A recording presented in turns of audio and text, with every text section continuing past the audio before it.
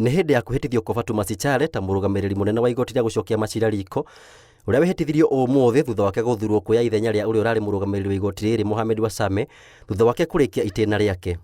I, Honorable Lady Justice Fatuma Sichale, having been elected under Article 171(2)(c) of the Constitution of Kenya as a member of the Judicial Service Commission, do swear that I will at all times obey, respect, and uphold the Constitution of Kenya and all other laws of the Republic by virtue of this election, without fear, favor, bias, affection, ill will, or prejudice.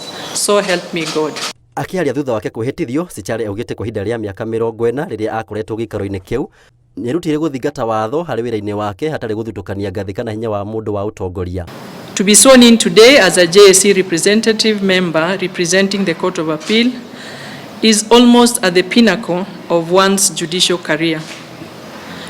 The two significant events, to be a district magistrate too and to be a JSC commissioner, have a stark difference in terms of stature and the hierarchical nature within the judiciary. Suffice to state that between the two, there have been 40 years. Akinyita ũgeni Sichale, mũcirithania mũnene Martha Koome orĩtie Sichale kũhũthĩra ũgĩ wake wa ihinda rĩa makĩria ma mĩaka 40 gũtigĩrĩra igoti nĩ rĩakinyanĩria cioneki ciarĩo hatarĩ gũthutũkania. Today you join the other commissioners of the JSC. Together in our collective laws, we will be pursuing the imperatives of securing the independence and accountability of the judiciary as envisaged in Article 172 of the Constitution. Oho Koome nĩwete kanya kau gũcokeria mũrũgamĩrĩri ũrĩa ũrarĩho Mohamed Wasame ngatho, akiuga ararĩ gĩtugĩ kĩnene harĩ igoti kahinda ka mĩaka mĩingĩ. Let me therefore take this opportunity to express our gratitude to the outgoing representative of the Court of Appeal,